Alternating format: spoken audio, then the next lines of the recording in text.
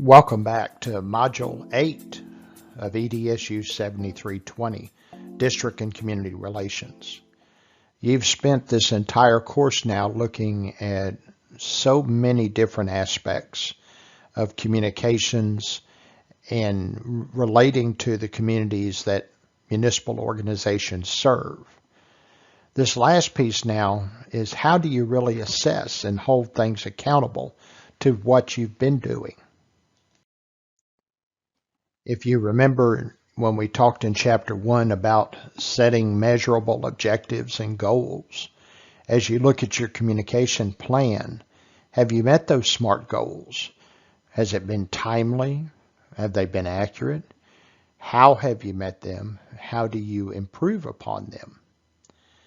When you're dealing with municipal organizations, whether it's a city or a school district, you've really got to help the community understand how you're using their money, and hopefully, when you need it, are able to convince them to spend additional money or cut additional monies for specific programming or objectives. You have to engage those communities and those end users through their engagement in the process and honest, transparent, and accurate communications. So within the organization, you need to identify those accountability markers. Who is it that is effective at developing and planning those community relation events, those communications that go out? Who plans, monitors, and evaluates the research that you use in developing your plan and implementing it? Make sure that you are communicating with your board or that leadership group within the organization. Always make sure that whatever policies you're following or intend to follow are very specific and are developed with a lot of input from your community. You have to have two-way communications, both outgoing and incoming, that helps you identify how well you're doing or how well you're not doing. So let's take a school district, for example. What are some of the things that you target to get information out, to convince the community and those end users that you're doing a good job? You're going to want to look at and communicate graduation rates. How well are you getting folks through the system? How many kids have to have extra help or remediation? Are they coming to school? Are the parents participating? Look at the number of folks that are coming to meetings or attend teacher conference day. What about your safety trends? Have there been incidents on your campuses? Is your school district police issuing a set number of tickets? You also need to look at if you have an educational foundation or some type of fundraising organization for the district. How well are they doing? How many folks are participating, both individually and corporate participation? It's an important measure to how you're doing. So once you've developed your PR and communication plans and you've planned out those events, everything needs to be evaluated. Did you meet your goals? Did you meet the objectives of that particular activity? And how does it fit into the organization's goals and objectives? Are you helping the organization to meet those goals and objectives? You need to do both formal and informal evaluation of what you're doing.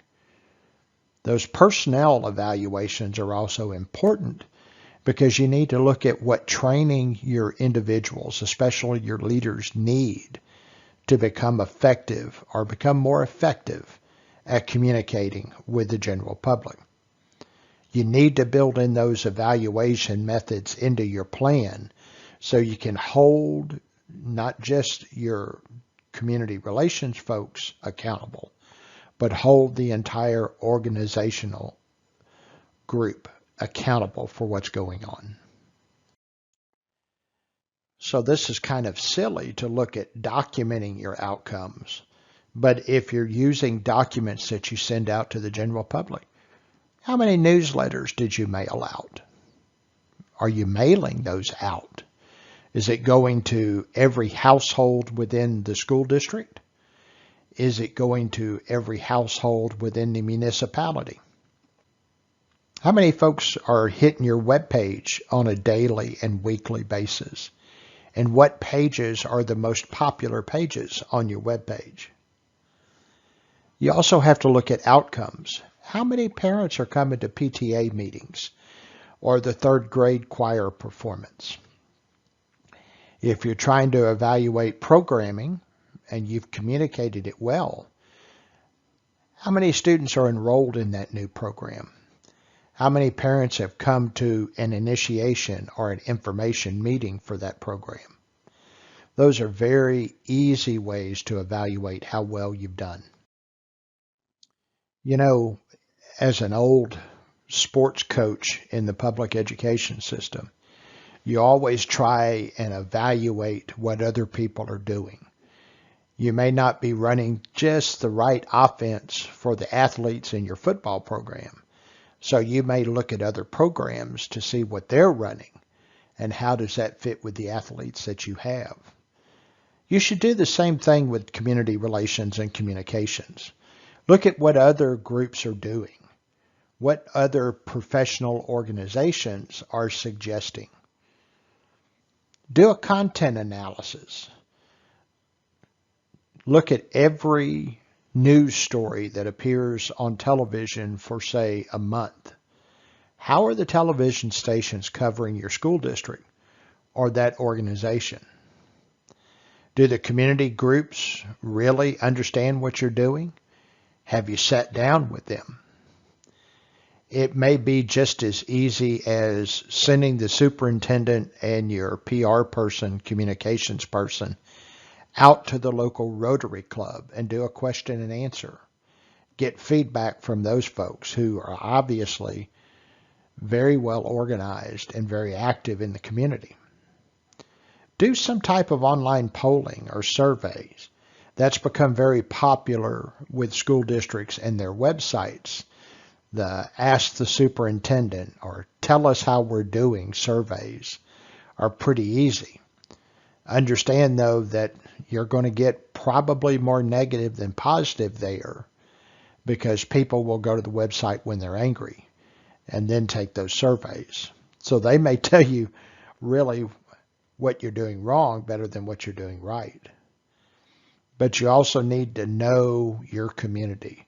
Who are the key folks in the community that they listen to, that can go out and talk your message or sell that bond proposal or help the community to understand what's going on. Identify those folks, bring them into the fold, make them a part in some aspect of the organization. So hopefully through all 8 of these modules, you've come to understand what needs an organization has to communicate and develop those relationships with the communities they serve and the end users. Now go out and take God's blessings and use them to serve the Lord. Good luck.